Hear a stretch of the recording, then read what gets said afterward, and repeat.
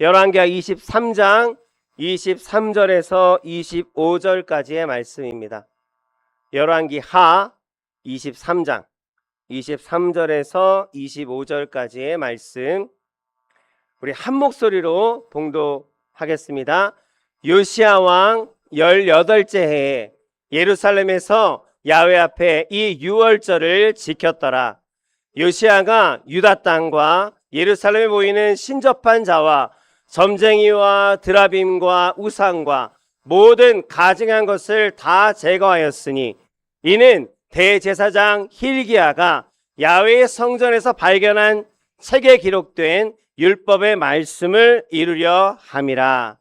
요시야와 같이 마음을 다하며 뜻을 다하며 힘을 다하여 모세의 모든 율법을 따라 야훼께로 돌이킨 왕은 요시야 전에도 없었고 후에도 그와 같은 자가 없었더라.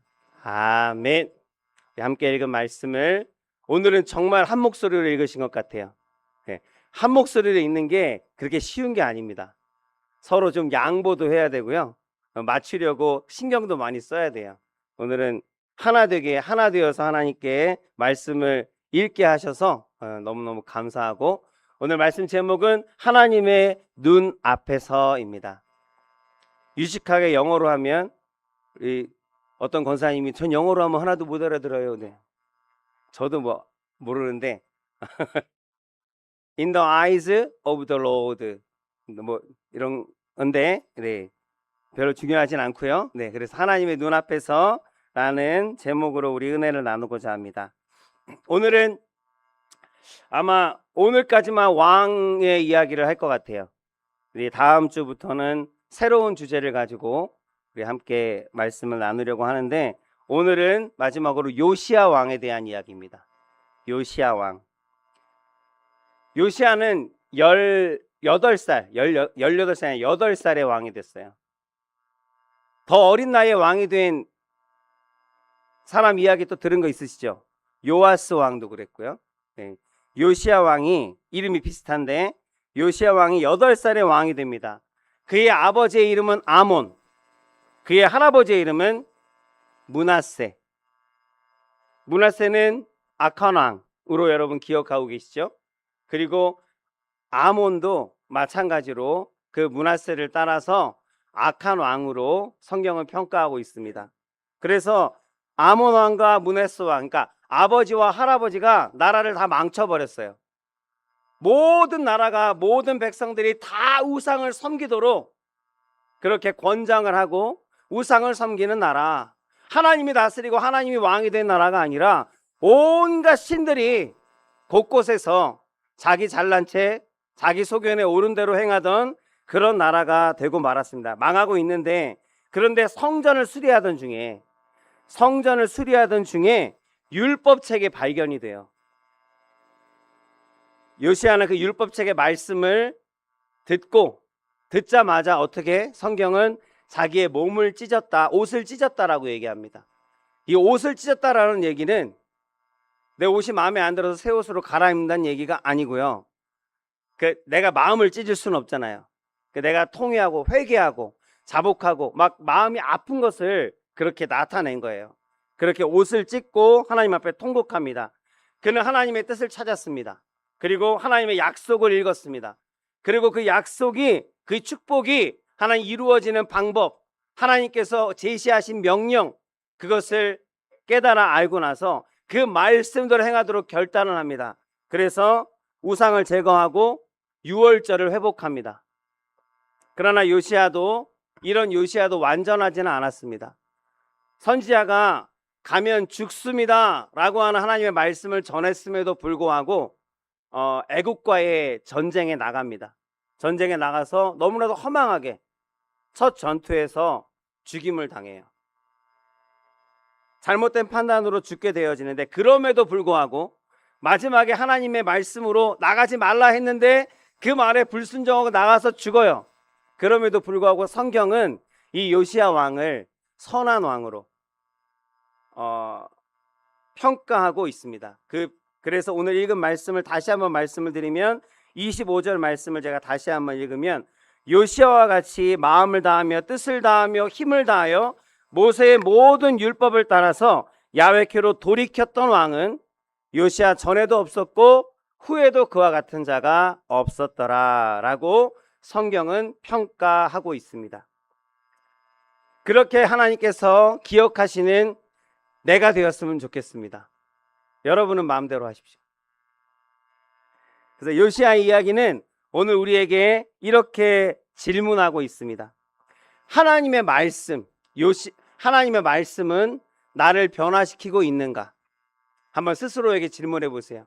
요시아의 이야기를 통해서 우리에게 하나님께서 질문하시는 거예요. 오늘 이 시간 하나님의 말씀이 너희가 붙들고 너희가 접하고 너희가 듣고 있는 이 하나님의 말씀이 너를 변화시키고 있느냐, 네 삶을 변화시키고 있느냐 라고 하나님께서 묻고 계십니다. 마음을 다하며 뜻을 다하며 힘을 다하여, 이와 같은 표현은 신명기에도 나옵니다. 신명기 6장 5절의 말씀. 너는 마음을 다하고 뜻을 다하고 힘을 다하여 내 하나님 야훼를 사랑하라. 근데 이 앞에 나오는 말씀이 그렇게 너는 힘을 다하고 뜻을 다하고 정성을 다해서 하나님을 사랑하라 하셨는데, 그 앞에 전제로 나오는 말씀이 뭐냐면 그런즉 너희 하나님 야훼께서 너에게 명령하신 대로, 신명기 5장의 말씀이에요.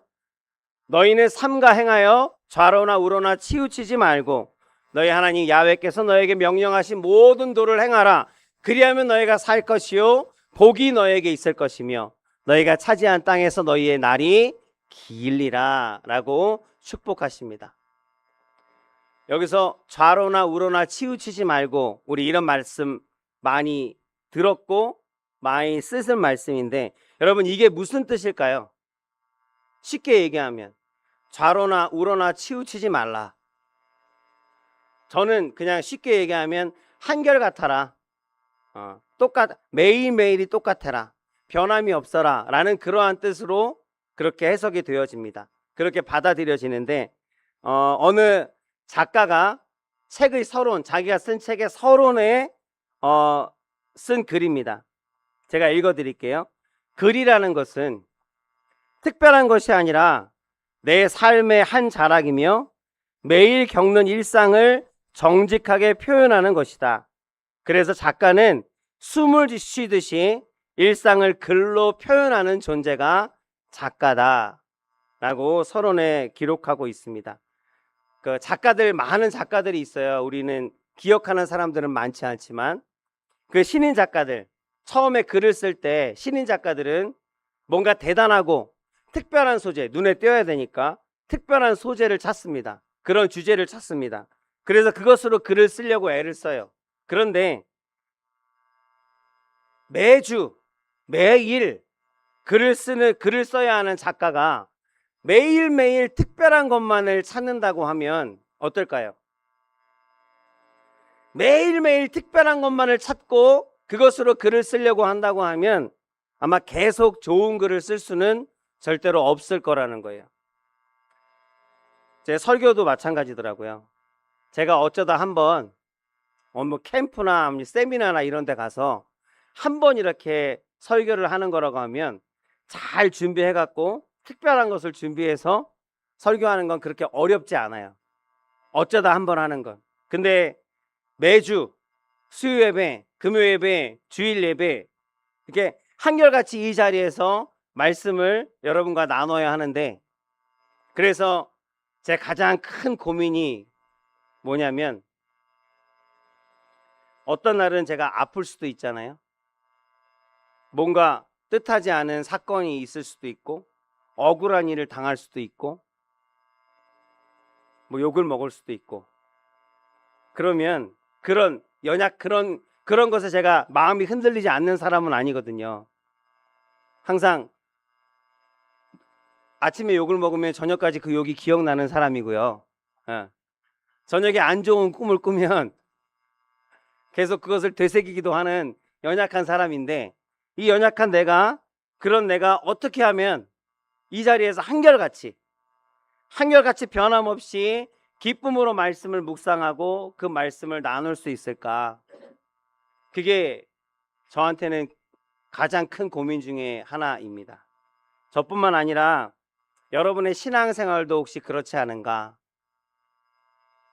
한 번만 그냥 반짝 막 뜨겁게 기도하고 뜨겁게 한번 예배하고 땡 끝나는 거면 신앙생활 너무 쉽겠죠. 그까짓 거야 할 수 있잖아요. 근데 우리는 주님 오시는 그날까지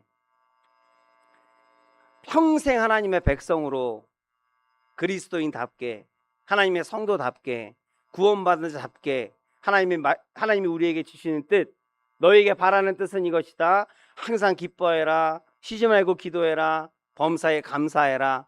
라고 하시는 그 말씀을 기억하면서 그렇게 살아야 하는 그리스도인이잖아요. 그러니까 한결같이 변함없이 그렇게 하나님의 말씀 앞에 서야 하는 그리스도인들이기 때문에 신앙생활이 쉬워요, 어려워요? 어려워야 정상이에요. 쉽다는 분들은 비정상이에요. 치료가 필요해요. 신앙생활은 쉽지 않습니다. 하나님의 구원은 우리에게 거저받았지만, 가장 좋은 것은 우리가 거저받았지만 그 거저받은 것을 내가 지키고 끝까지 지키고, 그래서 기쁨으로 하나님의 품 안에 안기기 위해서는 매일매일의 삶 가운데 많은 고민들이 우리 가운데 있어야 하는 줄로 믿습니다. 오늘 요시야 이야기는 그에 대한 이 어려운 신앙생활에 대한 답을 제시하고 있어요. 첫 번째로 정직한 삶, 하나님의 눈 앞에서입니다. 하나님의 눈 앞에서, 하나님의 숨결 앞에서, 그거 여러분 뭔지 기억나세요? 그걸 뜻하는 단어 코람데오. 열왕기하 23장 25절 말씀입니다. 요시야와 같이, 우리 다 같이 한번 읽을게요. 요시야와 같이 마음을 다하며 뜻을 다하며 힘을 다하여 모세의 모든 율법을 따라 야훼께로 돌이킨 왕은 요시야 전에도 없었고 후에도 그와 같은 자가 없었더라. 아멘. 수많은 왕들이 있어요. 그래서 수많은 왕들 중에서 이런 칭찬을 받은 왕이 또 있을까요? 없었다고 하세요. 없죠? 네, 없었어요. 이런 왕은 없었어요. 그 솔로몬 같은 경우는 이런 지혜를 받은 자가 없었다라고 칭찬하시는 말이 있긴 하지만, 이렇게 하나님 앞에서 힘을 다하고 정성을 다해서 네 온 마음을 다해서 하나님 앞에 잘했다라고 칭찬받은 왕은, 전심으로 행했다라고 칭찬받은 왕은 단 한 사람도 없어요. 이 사람밖에 없습니다. 그렇게 칭찬받는 비결을 우리는 말씀에서 찾을 수 있어요. 열왕기하 22장 2절의 말씀입니다. 열왕기하 22장 2절의 말씀. 요시야가 야훼 보시기에 정직히 행하여 그의 조상 다윗의 모든 길로 행하고 좌로나 우로나 치우치지 아니하였더라. 아멘. 빨갛게 표시된 야훼 보시기에 정직히 행하였더라. 이게 요시야가 칭찬받은 비결입니다. 하나님 앞에 정직하게 행하였더라. 사람들 이런 말 많이 합니다. 저도 그런 말 많이 들었고 그런 친구도 있고 그런 사람도 많이 기억이 나는데, 내가 솔직하게 말해서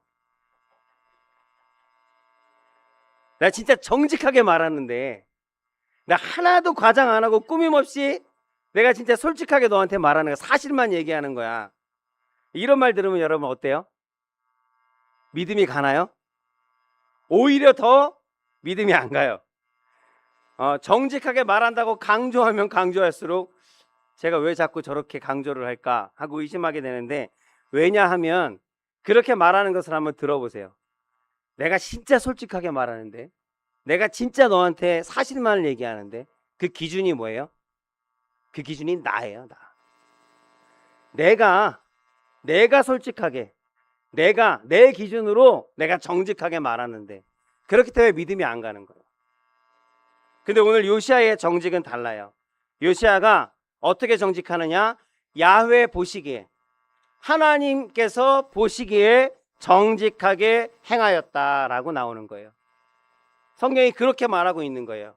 아까 영어로 얘기했지만 In the eyes of the Lord, 하나님의 눈 앞에서, 영어로 얘기하면, 한국말로 다시 풀이하면 하나님의 눈 앞에서 정직하게 행하였다라고 성경은 요시야를 그렇게 칭찬하고 있습니다. 오늘 여러분들이 이거 하나만 기억하시고 이 말씀 앞에 서서 하루하루를 시작하게 되시기를 주의 이름으로 축복합니다. 나는 오늘 하나님의 눈 앞에서 살아가고 있는가? 우리가 이 질문에 다 물어볼게요. 당신은 하나님의 눈 앞에서 오늘 행하고 있습니까? 주여는 무슨 뜻인지 잘 모르겠고요. 네라고, 여기에 이 질문에 네라고 우리가 주저하지 않고 대답할 수 있을 때, 그럴 때 우리는 좌로나 우로나 치우치지 않는 이 성경의 말씀대로 살 수 있습니다. 그래서 약속하신 하나님의 축복을 받는 사람, 복 있는 사람, 행복한 사람으로 살게 되는 것을 여러분 믿으시기 바랍니다. 두 번째로 정직한 삶, 잃어버린 말씀을 찾을 때입니다. 야훼는 하나님 앞에 정직함으로 이 축복을 받았고 이 칭찬을 받았습니다. 그 정직하게 사는 삶, 정직하게 살기 위해서 두 번째 우리가 기억해야 할 것은 잃어버린 말씀을 찾아야 한다는 거예요. 요시야가 이 정직한 삶을 언제부터 시작했어요? 그 전에는 모르겠는데 요시야가 옷을 찢었어요. 언제? 야훼의 말씀을 들을 때. 근데 그 야훼의 말씀이요, 어디 있었대요? 성전에 청소를 하다가 어디선가 튀어나왔대요. 여러분, 이 말씀이 좀 이상하지 않습니까? 전혀 안 이상해요.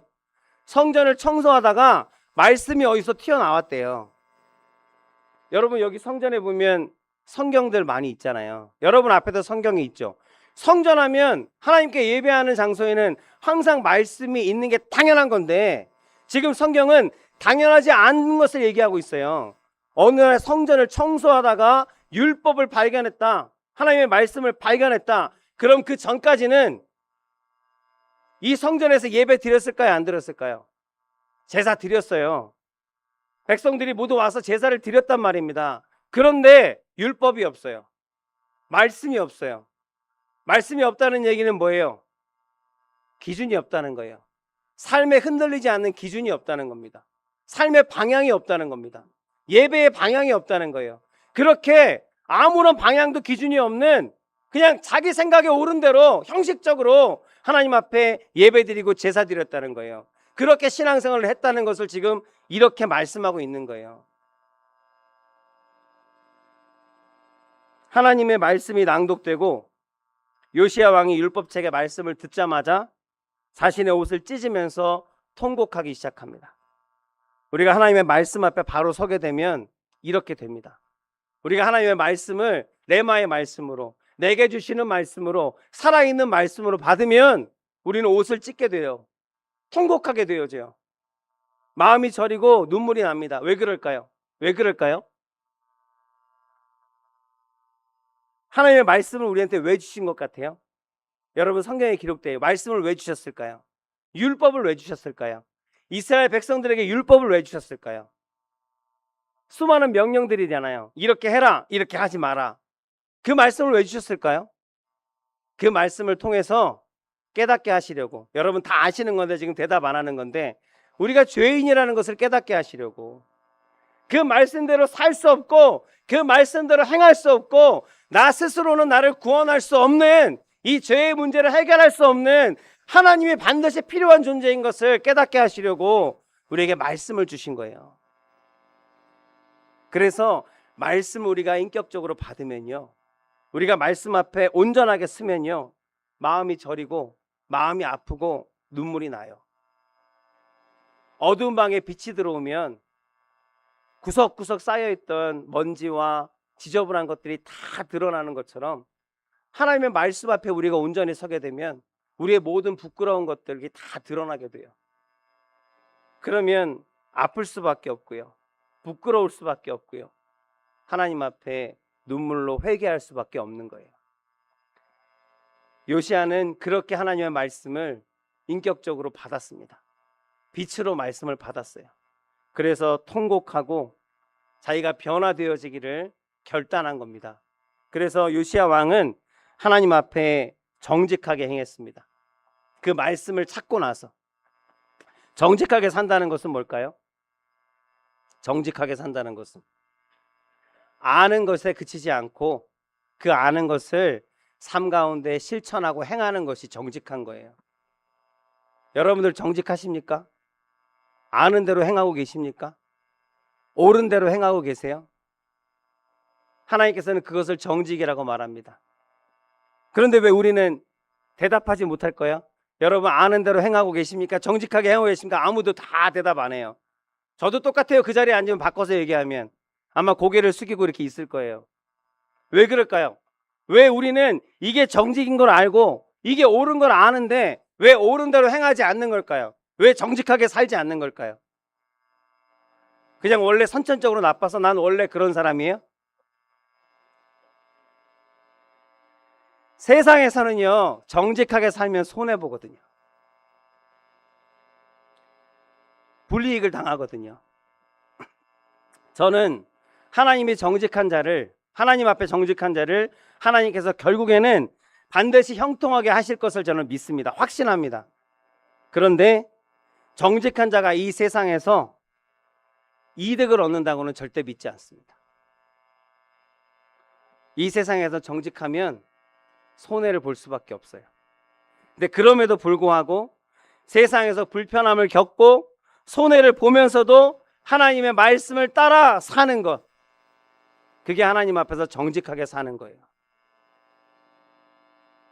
도전 받으셨으면 좋겠어요. 요시야 왕은 그렇게 위험과 불이익과 손해가 있을 것을 알면서도 하나님의 말씀에 내가 결단하고 고백하고 그리고 하나님 앞에 정직하게 행했습니다.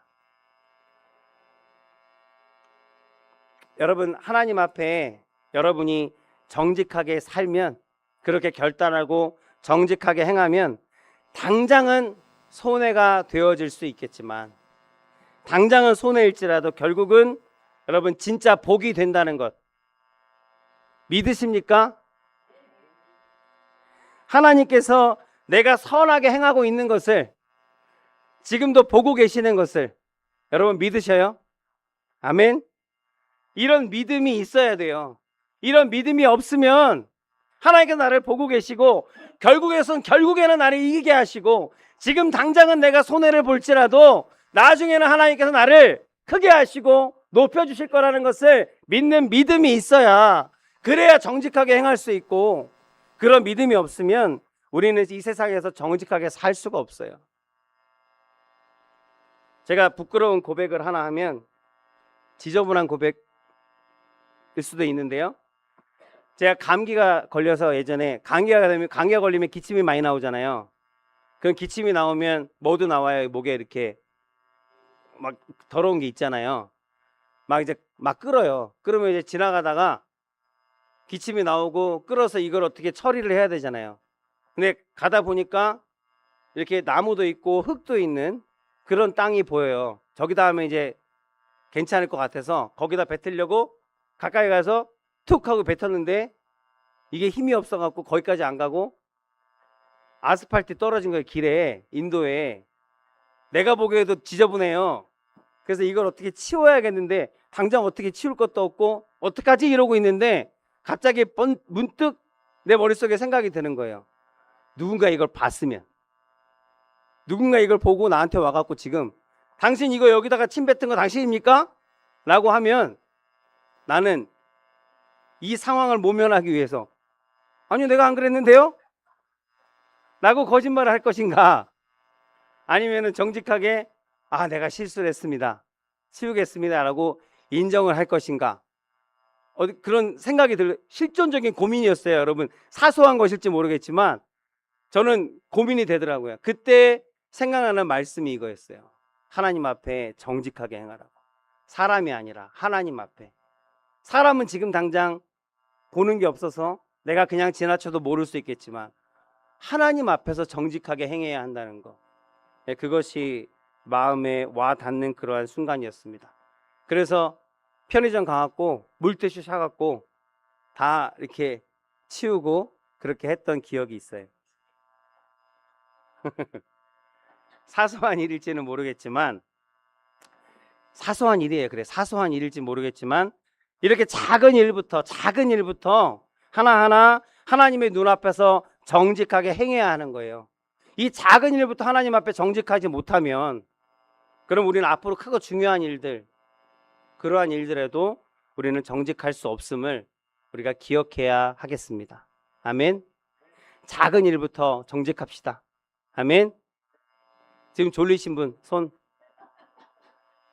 일어나서 세 번째, 정직한 삶. 한결같고 변함없는 믿음입니다. 좌로나 우로라 치우치지 아니하는. 요시야가 하나님의 말씀을 발견하고 가장 먼저 회복한 것이 유월절 예배였어요. 열왕기 23장 22절 말씀. 사사가 이스라엘을 다스리던 시대부터 이스라엘 여러 왕의 시대와 유다 여러 왕의 시대에 이렇게 유월절을 지킨 일이 없었더라. 철저하게 유월절을 지켰다라고 말씀하고 있습니다. 유월절 예배가 다시 시작됐다는 얘기인데 이것도 여러분 엄밀하게 얘기하면 굉장히 충격적인 이야기예요. 유월절 예배, 이스라엘의 모든 제사의 핵심이 유월절이거든요. 유월절 때문에 제사가 시작됐다라고 해도 과언이 아니에요. 유월절이 무엇을 기념하는 것인지 여러분 아시죠? 이스라엘 백성들한테, 이스라엘 백성들이 그래 출애굽, 애굽에서 노예되어서 노예로 쇠사슬에 묶여서 살던 자들이 자유인이 된 거예요. 구원을 받은 거예요. 그래서 나라가 이루어지고 국민이 되어지고 하나님의 나라, 하나님의 백성으로 살게 되어지는, 하나님께서 그렇게 구원하여 주신 것을 감사함으로 하나님 앞에 예배가 시작된 거예요. 모든 예배의 감사는 바로 거기서부터 시작됐던 거거든요. 이스라엘 백성들은. 근데 유월절 예배가 제대로 이루어지지 않았다고 지금 말하고 있는 거예요. 지금 요시야가 다시 유월절 예배를 회복했다, 다시 시작했다, 철저하게 지키기 시작했다. 그 이전에는 그 유월절 예배를 드리지 않았다. 하나님 앞에 무엇으로 예배해야 될지, 무엇으로 감사해야 될지 그것조차도 모른 채 그저 그냥 하나님 앞에 주일이 되면 예배 드리는 거지 라고 그들은 그렇게 살았다라는 증거입니다. 여러분, 여름철 휴가철을 맞아서 이제 우리 성도님들 여러분들이 이런 질문을 합니다. 목사님, 휴가 갈 때 주일 성수를 꼭 해야 됩니까? 휴가지에 가서 온라인으로 예배를 드리든지 아니면 가까운 교회 가서 예배 드려도 괜찮습니까? 여러분들 다 생각하시는데, 여러분, 하나님은 그런 질문들을 많이 하는데 하나님은 여러분이 어디서 예배를 드리던 하나님께서는 그 마음을 다 받으시는 줄 저는 믿습니다. 하지만 진짜 중요한 본질은 따로 있어요. 휴가 가서 숙소에서 편히 누워서 가까운 교회 찾아가는 것도 귀찮아서 그래서 대충 스마트폰 켜놓고 온라인 예배 켜놓고 그러고 딴짓하고 있다면 그것은 하나님 앞에 정직하지 못한 모습이라는 거예요. 비록 먼 곳에 가 있을지라도 나를 구원하신 하나님께 감사함으로 정석껏 무릎을 꿇고 마음으로 무릎을 꿇고 하나님 앞에 유튜브를 예배를 드리든지 아니면 뭐 시골 교회, 가까운 교회, 작은 교회 나가서 거기서 눈물로 하나님 앞에 예배를 드린다면 하나님께서는 그 중심을 보시고 그 예배를 참 기뻐하실 줄로 또한 믿습니다. 결국 핵심은 뭐냐면 내 마음이 어디 있느냐는 거예요. 내 중심이 어디를 향하고 있느냐는 거예요.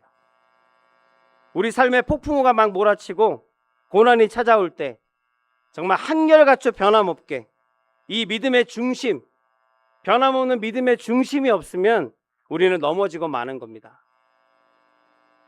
사랑하는 성도 여러분, 평소에는요 우리가 믿음을 지킨다라고 얘기해요. 내가 믿음을 지킨다. 그런데요, 인생에 진짜 큰 위기가 닥치면요, 내가 믿음을 지키는 게 아니라 내가 평상시에 지켰던 그 믿음이 내 삶을 지킵니다. 내 인생을 지킵니다. 내가 믿음을 지키는 게 아니라 내 믿음이, 하나님께서 내게 허락해 주신 믿음이 나를 지키는 거예요. 여러분, 그걸 절대로 잊으시면 안 돼요. 한결같이 변함없이 하나님 앞에 정직하게 믿음을 든든히 하고 그 믿음이 나를 지키고 내 삶을 지키는 그런 놀라운 경험을 날마다 하게 되시기를 주의 이름으로 축복합니다. 아멘. 마지막으로 하나님께서는 우리의 완벽함이 아닌 주님을 향한 우리의 몸부림을 보십니다. 우리가 말씀대로 살기를, 아까 정직하게 행하기를 주저하는 가장 큰 핑계가 하나 있어요. 우리가 다 하는 핑계가, 목사님, 저 혼자 바르게 살면 뭐합니까? 그런다고 세상이 바뀝니까? 남들도 다 그렇게 사는데요. 다 요령 피우고 적당히 타협하면서 살잖아요. 저 혼자 유난 떨면 나만 바보 됩니다. 나만 손해봅니다. 여러분, 그런 생각들 안 하고 계시죠? 네. 제가 예비군 훈련을 받을 때, 예비군이 뭔지는 아시죠? 예비군 훈련을 받을 때 거기 있는 사람들, 거기서 만난 사람들 평상시에는 어떤 사람일까요? 뭐 과장도 있고 부장도 있고, 그죠? 평상시에는 그 사회에서 아주 점잖은 사람들, 평범한 사람들, 예의를 지키는 사람들, 그런 사람들이에요. 상식이 통하는 사람들이었을 거예요. 근데 참 신기하게도 이 멀쩡한 사람들이 예비군복만 입으면 딴 사람이 돼요. 순식간에 딴 사람이 되어버립니다. 그래서 아무데나 막 침 뱉고, 평상시에는 잘 안 쓰는 욕도 하고, 그 잔디밭 뭐 거기 눕지 마시오 써있는 데는 꼭 눕고, 들어가지 마시오 하는데 꼭 들어가고, 막 그 후배들 다 거기서 교관들이 다 후배들인데 후배들 약 올리고 일부러 말 안 듣고, 그래 평소 진상짓을 해요. 평소에는 상상도 못할 그런 몰상식한 행동들을 예비군 복만 입으면 그렇게 하는 거예요. 사람이 다 그래요. 다들 그렇게 살잖아요. 다들 그렇게 타협하고 살잖아요. 그렇게 다들 그렇게 하니까 라는 그런 옷을 우리가 입으면요, 양심의 가책도 없이 그냥 세상 흐르는 대로 살아가는 거예요. 그렇게 옷을 입으면. 과거에 독일에 막 히틀러 그 나치들이라고 하나요? 그 유대인들 몇백만 명을 죽였잖아요. 그래서 그 사람들, 우리가 그 일들을 보면은 막 눈살을 찌푸리면서 이 피도 눈물도 없는 이 악한 뭐 악마들 막 이렇게 얘기하는데, 여러분, 그 사람들이 처음부터 악마였어요? 그 사람들이 처음부터 그렇게 피도 눈물도 없는 사람들이었을까요? 그 사람들도요, 군복을 벗으면요, 총을 내려놓으면요, 어느 집안의 가장이고요, 어느 아이의 정말 자상한 아빠이고요, 평범한 사람들이에요. 그런데 남들도 다 하니까 라는 그런 옷을 입혀놓으니까, 군복을 입으니까 인류 역사상 가장 악한 죄를 저지른, 군복을 입고 나니까 얘도 총을 쏘고 얘도 칼로 찌르고, 남들 다 하니까, 남들도 저렇게 하니까, 그런 옷을 입어버리니까 정말 우리가 얘기하는 역사상 가장 악한 죄를 저지르는 그런 존재가 되고 말았다는 거예요. 세상 사람들이 다 그렇게 살더라도 우리는 하나님의 눈앞에서 정직하게 행하는 사람들이 되기를 간절히 소원합니다. 그렇게 하나님 앞에 칭찬받고 복받고 그렇게 살아가는, 살아계신 하나님 아버지를 증거하며 사는 우리 오남 순복음교회 모든 성도들이 다 되시기를 주의 이름으로 축복하겠습니다. 기도합니다.